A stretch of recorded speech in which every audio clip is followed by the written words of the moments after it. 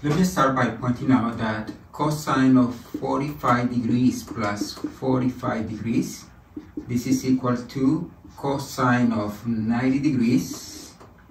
For 90 degrees, this is the terminal point, 0, 1, and cosine is the x. That means that cosine of 90 degrees is 0.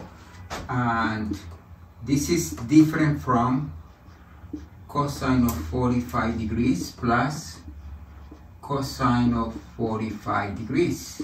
Remember that for 45 degrees, I can place this triangle here, square root of 2 over 2, square root of 2 over 2, 1. That means that this is the point, square root of 2 over 2, square root of 2 over 2, and cosine is square root of 2 over 2. Then cosine of 45 degrees is square root of 2 over 2, and plus square root of 2 over 2. This is different from 0. This shows that in general cosine of alpha plus beta is different from cosine of alpha plus cosine of beta. Then if you have two angles, cosine of the sum of the two angles is not the sum of the cosines. This is a very important observation, but the good thing is that there is a formula, and this is the formula. Let's write it down. Cosine of alpha plus beta is cosine of alpha, cosine of beta, minus sine of alpha times sine of beta, and sine of alpha plus beta is sine of alpha, cosine of beta, plus sine of beta, cosine of alpha. And if we have a negative here, then we have a positive here, and if we have a negative here, we also have a negative here. Notice that cosine of the sum of the two angles is cosine, cosine, sine, sine. When there is a plus here, you have a minus, and if there is a minus, there is a plus. For sine of alpha plus beta, you have sine, cosine, sine, cosine, and if there is a plus here, you have a plus here, and if there is a negative here, you have a negative here. Let's see why something like this is true. Let me show this for the case in which alpha plus beta are smaller than 90 degrees and alpha and beta are positive. Then we're going to construct the following triangle. Let's suppose that this is a triangle here, a right triangle. Let's suppose that this is our angle alpha, and let's suppose that this is 1. Therefore, this is cosine of alpha, and this is sine of alpha. Now, let's go an angle beta here. Let's suppose that this is 90 degrees, and let's suppose that this angle here is beta. Then, if this is beta,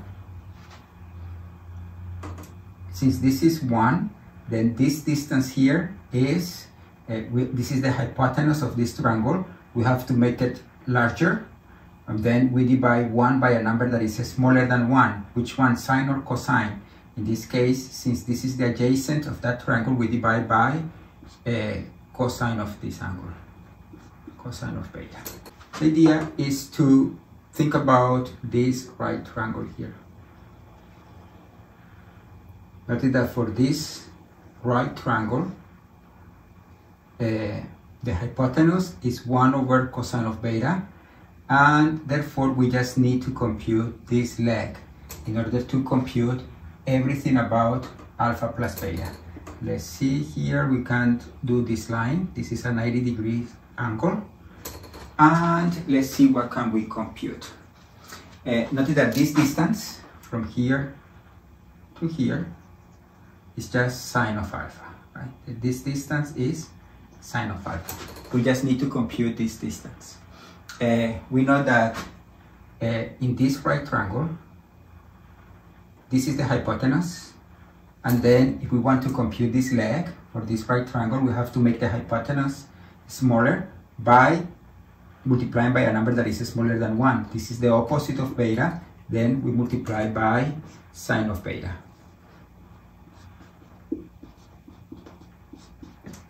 then this distance is sine of beta over cosine of beta.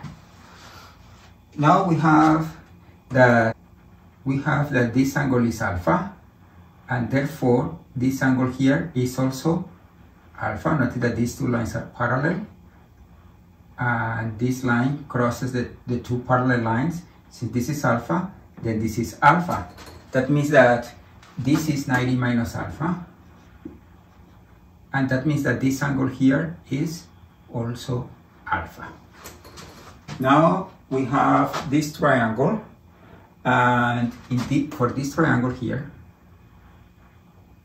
we have that the hypotenuse is this quantity, and therefore this is the adjacent of this triangle.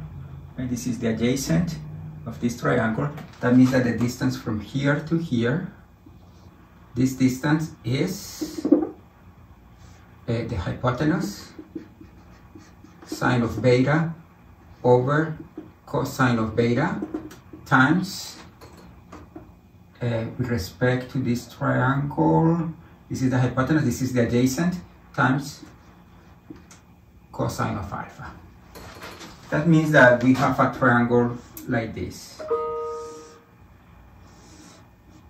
This is alpha plus beta. This is 90 degrees. This is 1 over cosine of beta.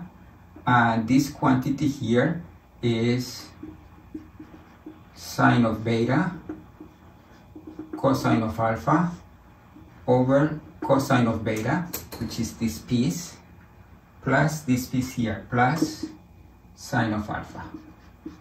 Therefore, sine of alpha plus beta is just the opposite, which is that number. Let me just put a 1 here and let's do the sum. It will be sine of beta cosine of alpha plus sine of alpha cosine of beta over cosine of beta, this is this, over the hypotenuse, which is 1 over cosine of beta. But then to divide two fractions, you multiply this fraction by the reciprocal, and you get sine of beta cosine of alpha plus sine of alpha cosine of beta over cosine of beta times the reciprocal of this, which is cosine of beta over 1. These two cancel out, and then we just get sine of beta cosine of alpha plus sine of alpha times cosine of beta. Then we have shown this formula with the plus sign. All the other formulas can be gotten from this one. For example, if we assume that this is true for every alpha and beta, then we can say that sine of alpha plus negative beta is the same as sine of alpha cosine of negative beta plus sine of negative beta times cosine of alpha. And notice that cosine of negative beta is the same as cosine of beta. Then we get sine of alpha cosine of beta, but sine of negative beta is negative sine of beta. Then this is negative sine of beta cosine of alpha. Then if we assume that this is true for every alpha and beta, then we got the plus or minus. We get that this formula is true for the plus or minus. We can also get this formula from this one. We're just going to use something similar to this. We have that cosine of 70 degrees is the same as sine of 20 degrees, right? This sine and cosine are co-functions, and then cosine of an angle is the same as sine of the complement. And then we have that cosine of alpha plus beta is just the same as sine of 90 minus alpha plus beta, and this is just sine of 90 minus alpha minus beta, and this is sine of 90 minus alpha times cosine of beta minus sine of beta times cosine of 90 minus alpha. And again, since sine and cosine are co-functions, this is cosine of alpha times cosine of beta minus sine of beta times, and this is just sine of alpha. Since this is true for every alpha and beta, then we have that cosine of alpha plus negative beta is just cosine of alpha cosine of negative beta minus sine of negative beta times sine of alpha. But cosine of negative beta is just cosine of beta. Then we get cosine of alpha cosine of beta, and sine of negative beta is negative sine of beta, but then with this negative you get a positive plus sine of beta times sine of alpha. Then this is how you show that these two formulas are true. Let's just finish with one example. We want to compute sine of 15 degrees. Notice that 15 degrees is not one of the special angles, but then we know that 15 degrees is the same as 45 degrees minus 30 degrees. And then using this formula for sine, this is the same as sine of 45 degrees times cosine of 30 degrees minus sine of 30 degrees cosine of 45 degrees, and then this is a square root of 2 over 2, and cosine of 30 degrees is a square root of 3 over 2 minus this is 1/2, and cosine of 45 degrees is a square root of 2 over 2, and therefore this is the same as the square root of 6 minus the square root of 2 over 4. This is sine of 15 degrees, and with these formulas we can compute sine and cosine, the exact value of sine and cosine for every multiple of 15. And we can include like every multiple of 15 degrees can be computed by doing this trick. Every multiple of 15 degrees can be written as a multiple of 45 degrees plus or minus a multiple of 30 degrees.